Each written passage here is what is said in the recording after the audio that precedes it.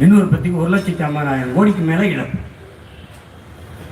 கட்டணம் உயர்ந்து கொண்டே இருக்கு. உயர்த்துங்கள் ஐயா ஸ்டாலின் அவர்களே. நீங்க நேர்மையான நிர்வாகி, சிறந்த தலைவர். விக்கிரவாண்டி தேர்தலுக்கு முன்பாக இந்த மின் கட்டணத்தை உயர்த்தி இருந்தால் உங்களை பாராட்டு.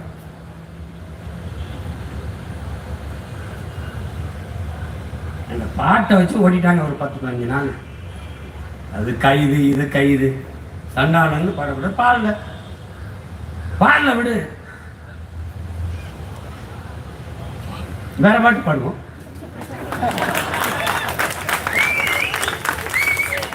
கள்ளத்தனம் செய்யும் காதல் கருணாநிதி, கள்ளத்தனம் செய்யும் காதல் கருணாநிதி, சதிகாரம் கருணாநிதி, சனிகாரம் கருணாநிதி. என்னான தமிழ்நாட்டை மண்ணோடு புதைத்த கருணாநிதி, அண்ணாவின் புகழுக்கு களங்கத்தை விளைவித்த கருணாகம் கருணாநிதி, சதிகாரம் கருணாநிதி, கொடும் சனிகாரம் கருணாநிதி. இந்த பாட்டு இன்னையிலிருந்து உலக புகழ் பெறும். பல பேருடைய அழைப்பு வழியாக என் மேல ஒரு வழக்கு போடும். ஓடு வா, என் செல்போன் எடுத்து பாரு, உங்களை குளத்தவங்க மாதிரி பேசுறதா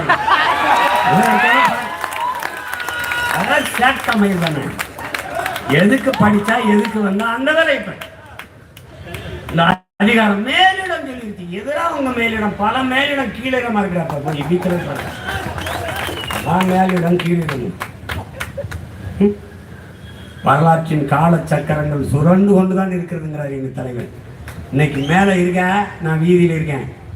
ஒரு நாள் நீ வீதியில் நிற்பா, நான் மேல நின்று நீ கட்டிட்டு நான்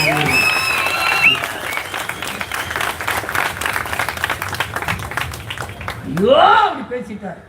ஐயோ அவர் எவ்வளவு பெரிய புனிதர், அவர் எப்படி கட்டிய மனைவி தவிர வேறொரு பெண்ணின் நிழலை தொட்டது. தமிழ்நாட்டு பாடநூல்ல இருக்கு சண்டாளன். சண்டாளன்னா யாரு? நம்ம தாத்தா நாமக்கல் கவிஞர், தாயை நிந்தித்தவன், தந்தையை வெறுத்தவன், எல்லாம் சொல்றாரு. ஒரு இழி சொல்.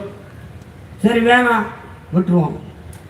இன்னையிலிருந்து சண்டாளன்னு பாடாதே, கொடும் சனியன்னு பாடு. வேற ஏதாவது வரி என்ன கேளுங்க, எழுதி அனுப்புறேன்.